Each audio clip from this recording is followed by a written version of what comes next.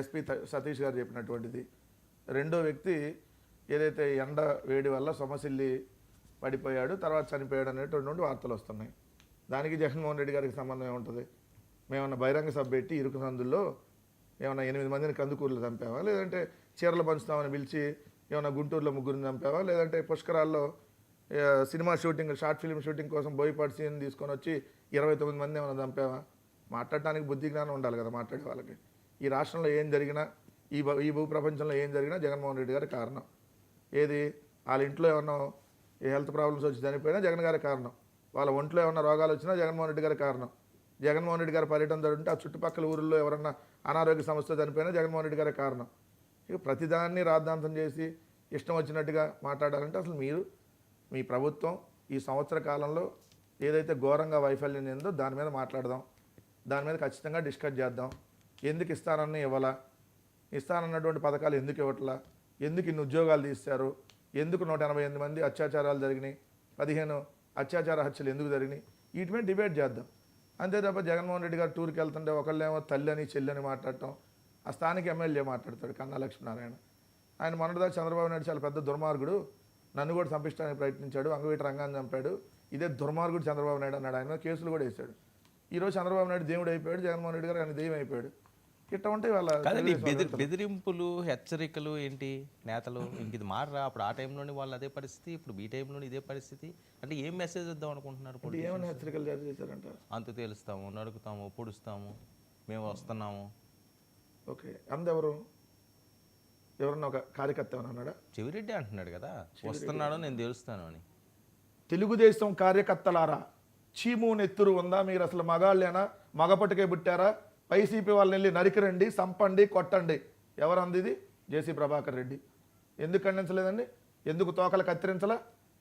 మరి ఇదే తెలుగుదేశం పార్టీకి సంబంధించినటువంటి ఎమ్మెల్యేలు వీళ్ళందరూ మాట్లాడుతున్నటువంటిది, జేసీ ప్రభాకర్ రెడ్డి మాట్లాడినటువంటి మాటలు మీరు విన్నారు కదా వీడియో. వైఎస్ఆర్సీపీ వాళ్ళని నరకండి, తొక్కండి, సంపండి. ఏందండి మున్సిపల్ చైర్మన్ ఈ మాట అంటున్నారని చెప్పి మీరు కూడా నరకం లేదుగా, మేము కూడా సంపం లేదుగా, అంత చూస్తాం ఖచ్చితంగా అన్నాం. దాంట్లో తప్పేమన్నా? ఏది మమ్మల్ని వేధిస్తే మరి వాళ్ళ మీద కేసులు పెట్టి మళ్ళీ మేము కూడా వేధించుద్దా?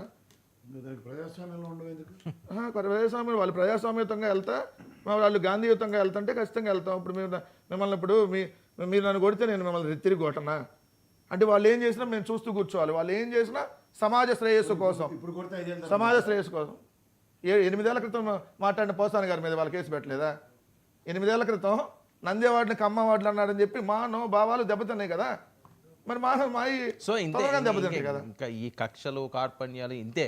అధికార పార్టీ వాళ్ళని అడగాలండి మీరు, ప్రతిపక్ష పార్టీని అడిగితే ఎట్లా? ఏమండి మీకు కక్షల్లో కార్పణ్యాలు తప్ప ఏం లేదా? మీరు రెడ్ బుక్ అనేటటువంటి రాజ్యాంగాన్ని పరిపాలిస్తారా? మీరు భారత రాజ్యాంగాన్ని పాటించరా? ఏదైతే డిబేట్ నిర్వహిస్తున్నటువంటి వర్మ గారిని కూడా రేపొద్దున వెంకటరెడ్డి అన్న డిబేట్లో మాట్లాడితే వర్మ గారిని కూడా అరెస్ట్ చేస్తారా? నవ్వాడని, లేదంటే సీరియస్గా చూశాడని, లేదంటే ఏం మాట్లాడలేదని?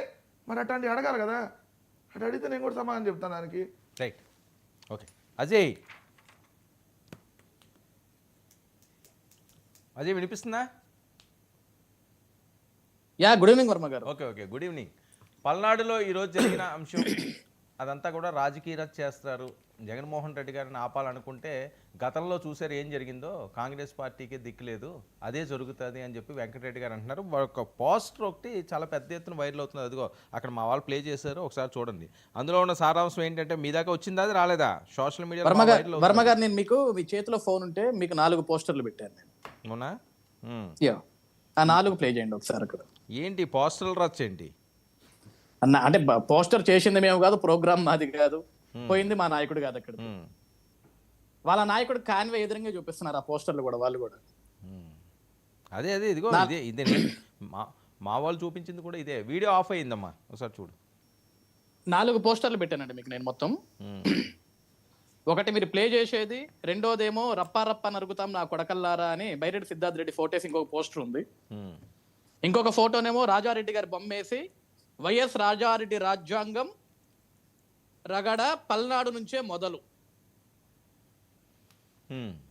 ఇది ఇంకో పోస్టరు.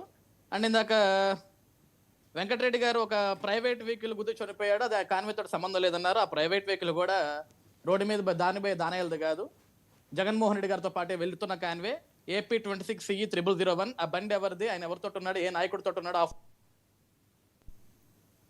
మీకు కనపడితే వాటిని కూడా ప్లే చేయండి. ఏంటమ్మా ఏంటి ఏదో చెప్పు.